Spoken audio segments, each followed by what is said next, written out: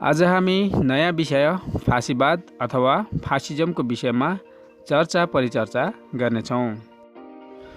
फाँसीवाद भन्ने शब्द चाहिँ खस भाषाको फाँसी भन्ने शब्दसँग कता कता मेल खाए जस्तो सुनिने भएकोले कारणले गर्दाखेरि आम मानिसले चाहिँ अथवा सर्वसाधारण मानिसले चाहिँ फाँसीवाद भनेको फाँसीमा लट्काउने खालको शासन व्यवस्था हो भन्ने हिसाबले पनि बुझिरहेको पाइन्छ। फाँसीवाद साँच्चै नै फाँसीमा झुन्डै हाल्ने खालको शासन व्यवस्था हो त या तपाईँले सोच्नु भएको भन्दा फरक खालको शासन व्यवस्था हो? यसको विषयमा चर्चा गरौँ। मुसोलिनीको पुरा नाम बेनिटो मुसोलिनी हो, जसको जन्म 29 जुलाई 1883 भएको थियो। उनको बुवा लोहार थिए र आमा एक शिक्षिका थिइन्। प्रथम विश्वयुद्धमा इटलीले छिमेकी राष्ट्रहरूलाई साथ दिएका थिए, अथवा भनौँ इटलीले प्रथम विश्वयुद्धमा छिमेकीको तर्फबाट लडेको थियो। तर विश्वयुद्धको समाप्तिपछि मित्र राष्ट्रहरूले इटलीलाई न लुटेको सम्पत्तिको हिस्सा दियो न त खोसेको कुनै उपनिवेश नै दियो। अथवा भनौँ पहिलो विश्वयुद्धको समाप्तिपछि छिमेकी राष्ट्रले विजयी राष्ट्रको रूपमा प्राप्त गर्नुपर्ने सम्पूर्ण उपहारहरू प्राप्त गर्यो, तर सो उपहारबाट इटली पूर्ण रूपमा वञ्चित रहन पुग्यो। यसरी इटलीले प्रथम विश्वयुद्धपछि छिमेकीहरूबाट ठुलो धोका पायो। विश्वयुद्धमा भाग लिएको कारण इटलीको धेरै ठुलो धनजनको क्षति भएको थियो।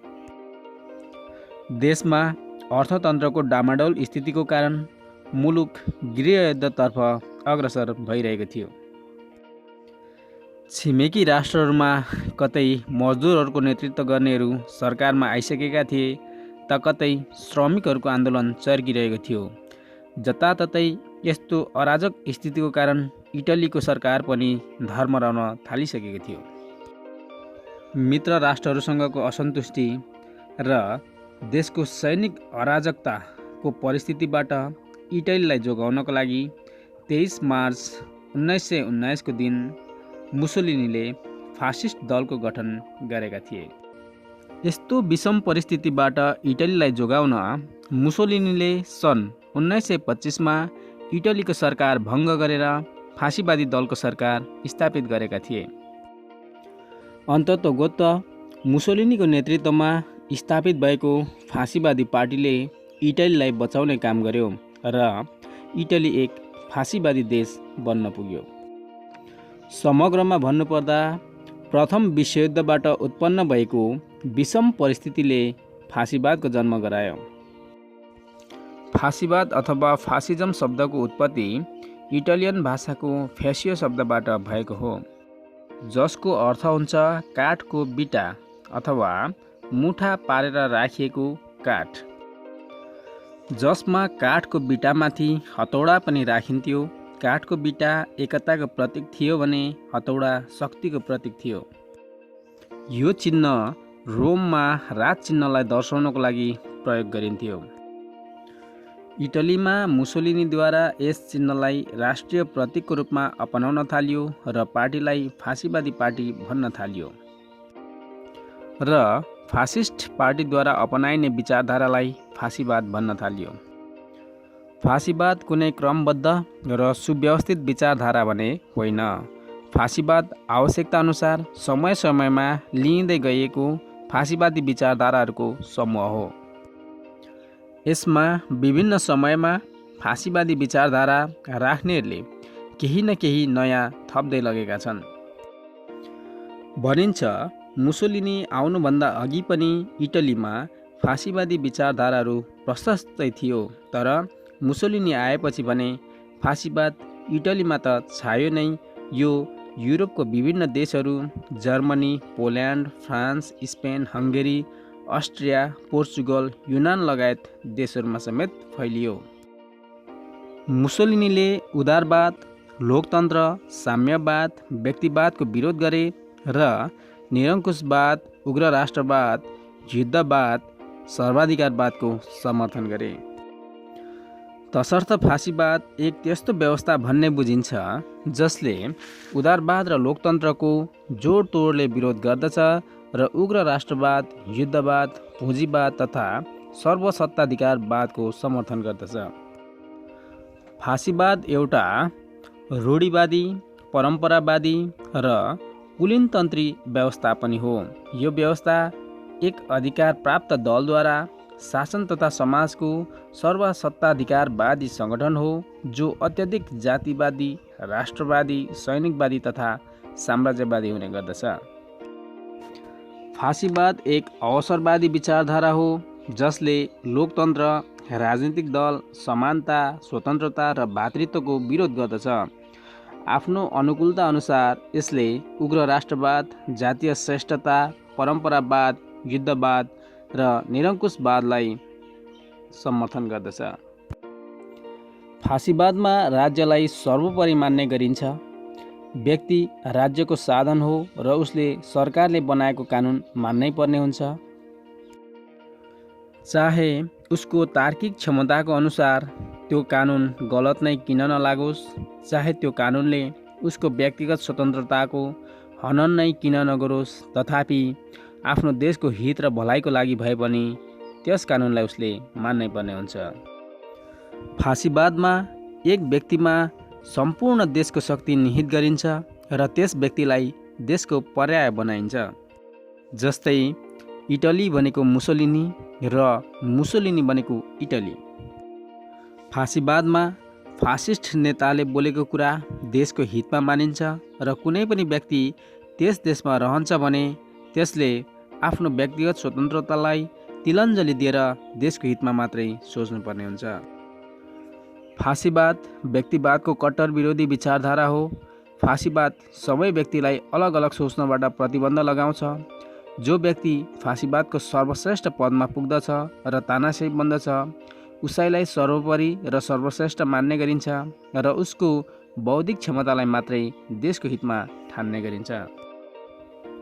फासीवादमा एउटै मात्र राजनीतिक दल हुने गर्दछ र त्यसैले सारा देशभर शासन गर्दछ। फासीवादमा लोकतान्त्रिक विचारधाराको कुनै स्थान रहँदैन। फासीवादमा यदि कुनै व्यक्तिले राष्ट्रको विरोधमा बयानबाजी गर्दछ भने उसलाई सम्पूर्ण शक्ति लगाएर कुल्चिन्छ। फासीवादीहरू राष्ट्रलाई निर्जीव नमानेर एउटा इच्छा, स्वतन्त्रता र उद्देश्य राख्ने खालको सजीव सङ्गठन मान्दछ। फासीवादीहरू व्यक्ति विशेषको भाग्यलाई नकार्दछ र राष्ट्रको जुन भाग्य हुन्छ त्यही भाग्य नै व्यक्तिको पनि हुने गर्दछ भन्ने कुरामा विश्वास राख्दछ।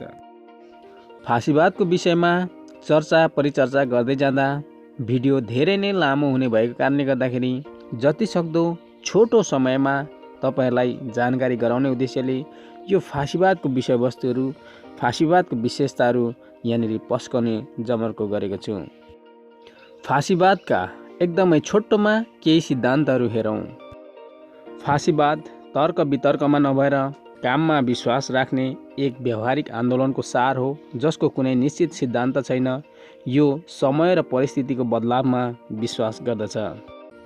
फासीवादले भन्दछ कि तर्क वितर्कले मान्छेलाई अल्मलाएर राख्ने काम गर्दछ र मान्छेको भावनालाई एकत्रित हुनबाट यसले वञ्चित गर्दछ, जसको कारण राष्ट्रिय एकताको भावनामा आँच पुग्न जान्छ। फासीवाद उग्र राष्ट्रवादमा विश्वास राख्दछ। राष्ट्रिय हितको अघि व्यक्तिगत हितको कुनै महत्त्व ठान्दैन। फासीवादले भन्दछ कि राष्ट्रलाई, देशलाई आवश्यक परेको खण्डमा प्रत्येक व्यक्तिले, देशको प्रत्येक जनताले आफ्नो सारा कुरा त्यागेर राष्ट्रको निमित्त बलिदान हुन तयार हुनुपर्दछ। फासीवाद सर्वाधिकारवादमा विश्वास राख्दछ अथवा राज्यको सम्पूर्ण सत्तामा विश्वास राख्दछ। राज्यभन्दा माथि कोही कसैलाई ठान्दैन।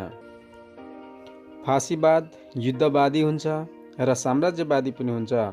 मुसोलिनीको अनुसार साम्राज्य विस्तार इटलीको जीवन र मृत्युको प्रश्न हो। फासीवादले उदारवाद, लोकतन्त्र, समानता र स्वतन्त्रताको विरोध गर्दछ र यसले अनुशासन र कठोर शासन व्यवस्थामा विश्वास राख्दछ। फासीवाद लोकतन्त्रको उपहास गर्ने एक अधिनायकवादी शासन व्यवस्था हो र यसले कुलीन तन्त्रमा विश्वास राख्दछ। फासीवाद बुद्धिवाद, विवेकवाद, तर्कसङ्गतता, मानवीयता, अन्तर्राष्ट्रिय शान्ति, मानवीय मूल्यको घोर विरोधी शासन प्रणाली हो। आजको युग लोकतन्त्रको युग भएकोले कुनै पनि देश आफ्नो देशमा फासीवादी व्यवस्था लागू गर्नको लागि आफ्नो समानता र स्वतन्त्रतालाई तिलाञ्जली दिन तयार छैनन्। आजको समयमा फासीवादलाई अपनाउनुको अर्थ युद्धको बिउ रोप्नु हो, आफ्नो देश र जनतालाई सङ्कटमा पार्नु हो। वर्तमान समयमा लोकतान्त्रिक भावनाको अघि फासीवादको कुनै औचित्य छैन। आज आएर फासीवादलाई एक घृणित व्यवस्था वा घृणित शब्दको रूपमा मान्ने गरिन्छ। हस्त साथीहरू, फासीवाद कस्तो शासन व्यवस्था हो भन्ने विषयमा मैले सकेसम्म जानकारी गराउने कोसिस गरेको छु र फेरि अर्को जानकारीसहित भेटौँला। धन्यवाद।